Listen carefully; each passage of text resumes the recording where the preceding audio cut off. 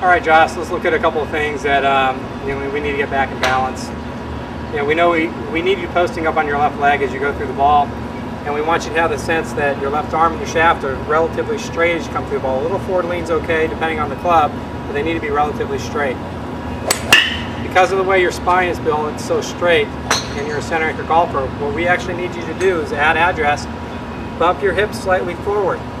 As you bump your hips slightly forward, that's going to get you into that left ankle position where if from here all you did is post up and squeeze with your right knee, you'd see you'd be in a good impact position.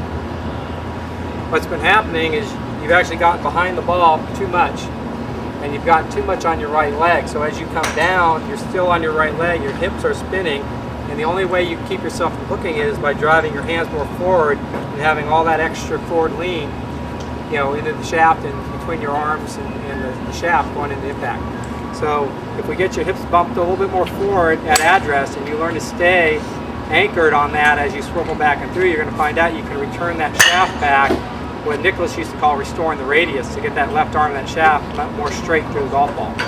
So again, as you get set up, go ahead and bump the hips forward.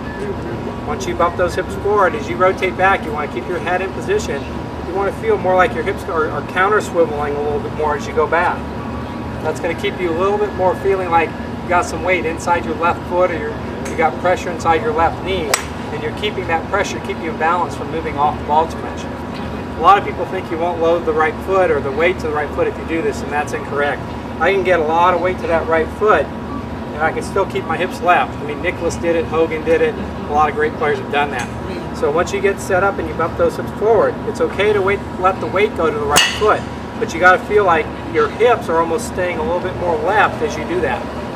Now from here, all you got to do is return your left shoulder and your left leg to where it started as you post, and you're going to find you're going to have a very straight line go down that left arm and that shaft through the ball. So that's mainly what I'm seeing, is that you're getting into a position where you're too much on your right side, your hips want to spin early, and then now your hands want to block it instead of releasing it and getting that hook or that pull hook to show up. So let's learn to get those hips a little bit more forward, center up the pivot instead of moving off the ball so much. If you move off the ball, you got to move all the way back to that position before you post and release. That's one more move you got to time. So again, I'd rather see you get in there, get set up, bump your hips forward, feel like as you turn back, the weight's going to load into the right foot, but you're going to feel that pressure into that left side still. You're going to feel like you're staying a little bit more left with your hips as you go up to the top of the backswing. As you move down and through, you're going to find you'll be able to post up on that left leg, but you're still going to be able to get back to a nice squared up position with the arms, hands, and the golf.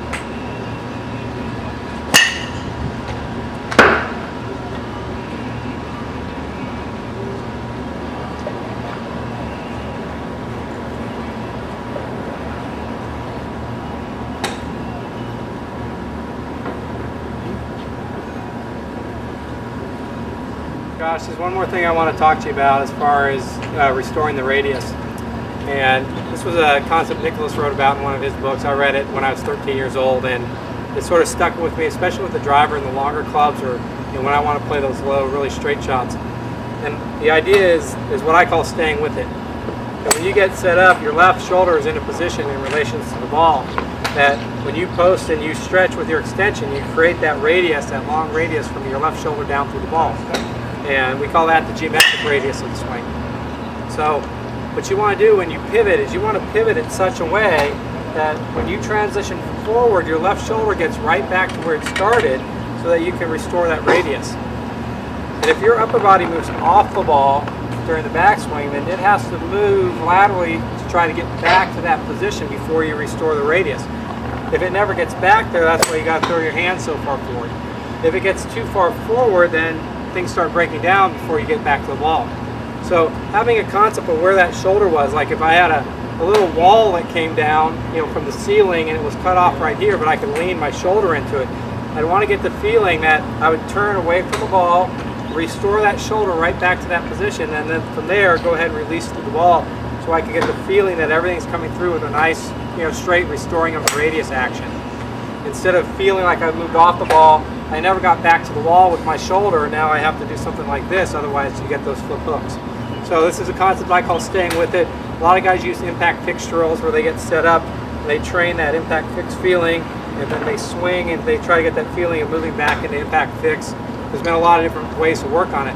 But you can imagine where that left shoulder is, and once you've bumped those hips forward, if you can turn in such a way that during the transition, your left shoulder simply restores back to where it started. So when you post and release, you can get that club to return through the ball squarely and with a nice extended radius of the stroke. And so part of that is due to your posturing, and part of it is due to whether you move off the ball or whether you stay anchored. Remember, you're a center anchor golfer, but to have secondary tilt with your spine, we got to bump your hips forward. You're still in a 50-50 weight distribution when you do this. Now to make this work, you've got to pivot in such a manner that that left shoulder returns to where it started, so you can restore that radius through the golf swing.